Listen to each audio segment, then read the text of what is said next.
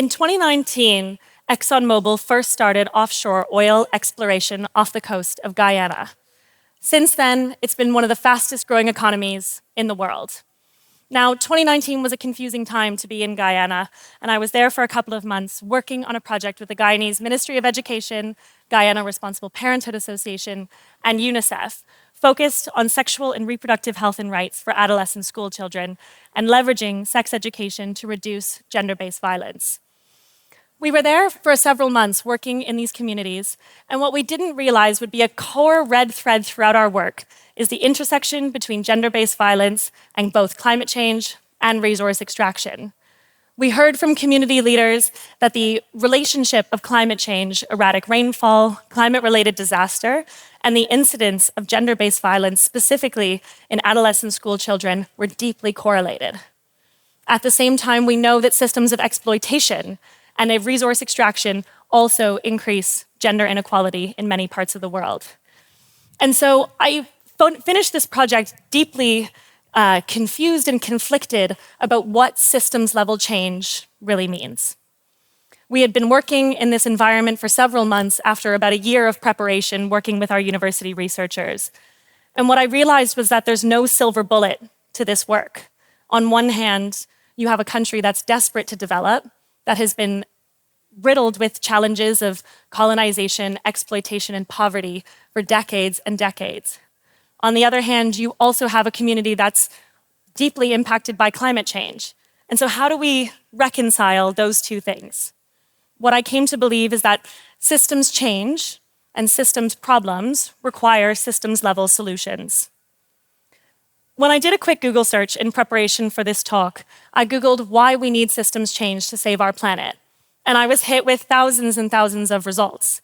Everything from The Guardian to the World Resources Institute to the Tony Blair Institute, Greenpeace had something on it, and even a UK fan favorite, which is where I'm based in London, the restaurant of Nando's celebrates systems change as part of its sustainability plan. So there's a wide recognition that we need systems-level change to change the world that we're in. Our systems are no longer fit for purpose in terms of resource extraction and exploitation, and we know that. But there's also a fundamental lack of willingness to change them. We in the global north benefit from these systems. We're all here today, we heat our homes, we drive our cars. And so there's a real challenge in working to actually dismantle a system that we ourselves benefit from. When I started my career about 6.5 years ago in the UK, I was first called a sellout by many of my friends. I thought with a degree in health policy and the work that I had done in Guyana, I would have ended up in a public health sector or perhaps a civil servant.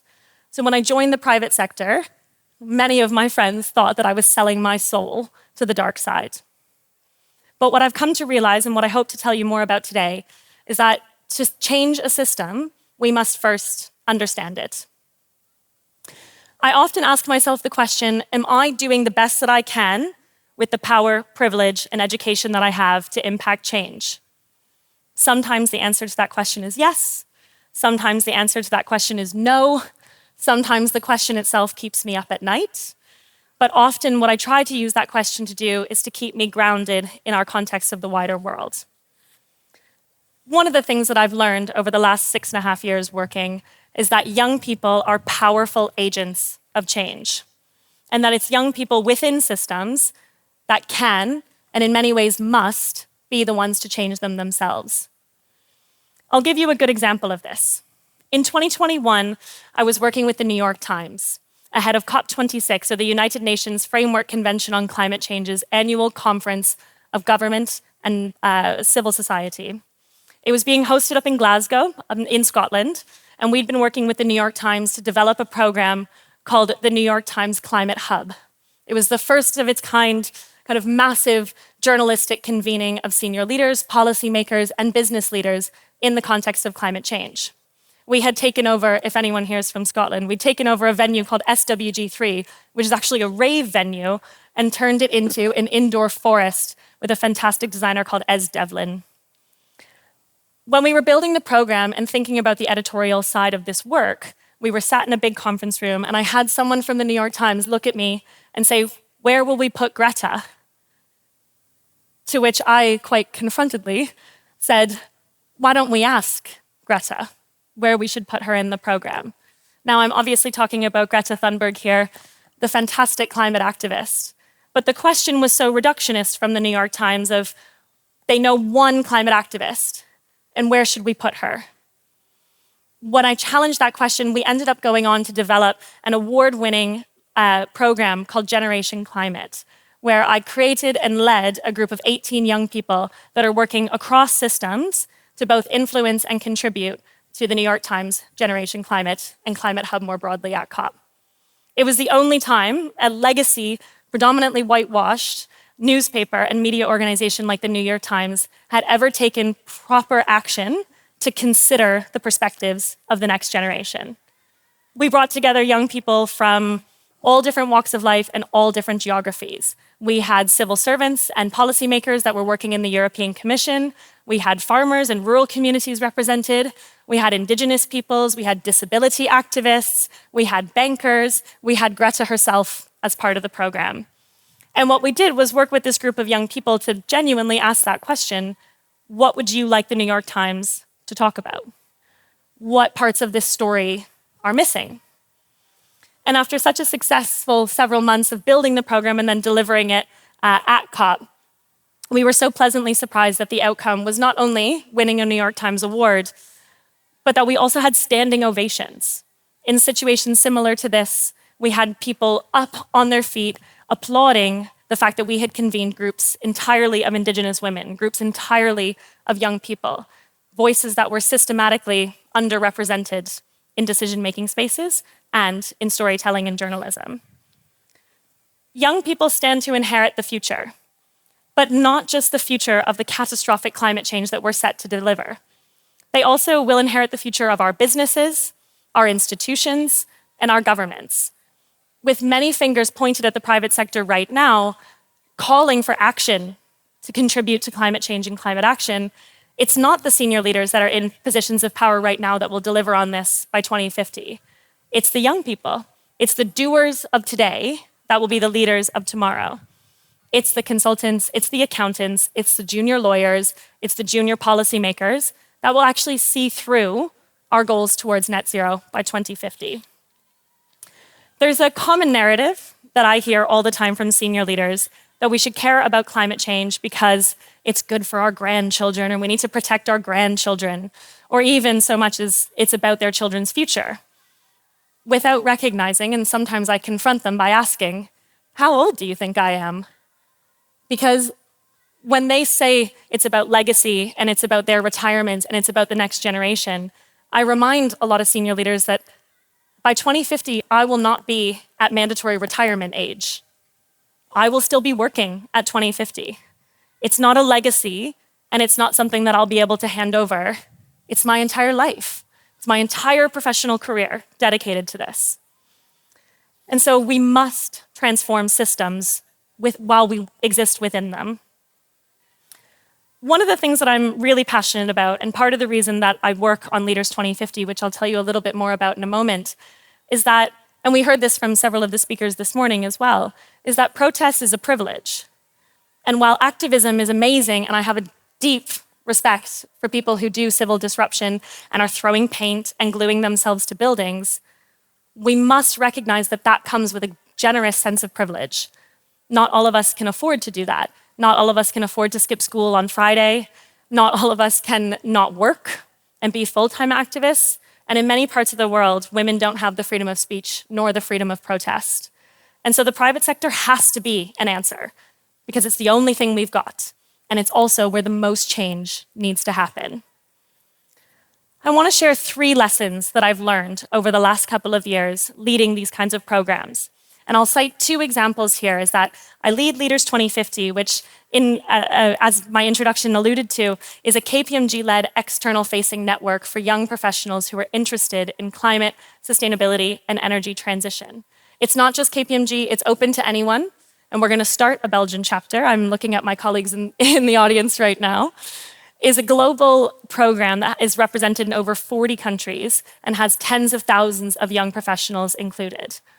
there is no professional network or professional membership for people in sustainability. There's young lawyers networks or young engineer networks, but sustainability is such a cross-functional challenge and such a cross-functional issue that we decided to create our own. The second piece here is around building the business case for the just transition, which I've done within KPMG, building a multi-million-dollar business trying to embed social and human rights into our work on energy transition. So with those two contexts in mind, I'll give my 3 learning lessons. The first is to build allies, to build momentum. Now, I've done this in 2 ways. The first is with that peer group that I mentioned with Leaders 2050. They're a fantastic group of young people that are like-minded, like-principled, and share the same mission that I do around sustainability. We've worked across all cultures in multiple languages, and they've been such a warm and embracing group of young people to connect with. Many of them are very dear friends. I'm in one of their weddings next year. So creating that camaraderie in people that have shared principles and shared values is hugely important. The second is building trust with senior leaders. Now, you don't get to do any of this fun intrapreneur stuff if you don't do your day job very well. So you have to excel at your day job and then try to push a little bit further. But I sit on KPMG's global ESG leadership team. I'm one of very few women and the youngest person in that leadership group. But what I've done as a part of that is try to build personal relationships with the various decision makers and stakeholders to be able to further the agenda of both youth inclusion, gender equality, and the just transition. It's been hugely successful. Many of them have been my mentors, but it's taken a long time to break down those intergenerational barriers, which I would encourage you all to do. The second learning lesson is to be data-driven. When I'm trying to influence senior stakeholders, they speak one language, and that is data and money, and how the two go hand in hand. So I've had to build my business case from scratch. It's very difficult to quantify the value of social risk and social opportunity, but we've had to look at several different data sets in doing that to build our proposition on just transition. It's been hugely important because power shifts require a compelling story, and that compelling story has to be data-driven to resonate. The third piece I'll leave you with is to be bold and to be relentlessly optimistic. I get told no probably every day, multiple times a day, if I'm being really bold. But what you have to do when you get told no is to get back up and to keep going. Systems change is very slow, and you have to lean on the community that you've built, lean on those peer groups to really, really be able to keep going.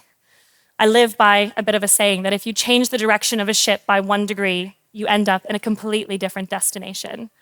It's slow and it's relentless work, but it's important to take rest, which is also radical in systems of capitalism, and create communities so that you're able to keep going.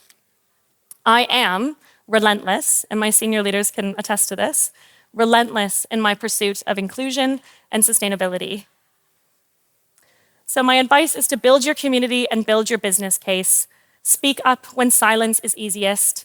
Take rest when you need to, knowing that others will pick it up while you rest, and keep going. Because our pursuit towards 2050 and net zero goals is not going away anytime soon, and in fact is getting more and more urgent. We need all of us, whether we're policymakers, teachers, lawyers, academics, or consultants, all together to build a values-driven tomorrow. Thank you.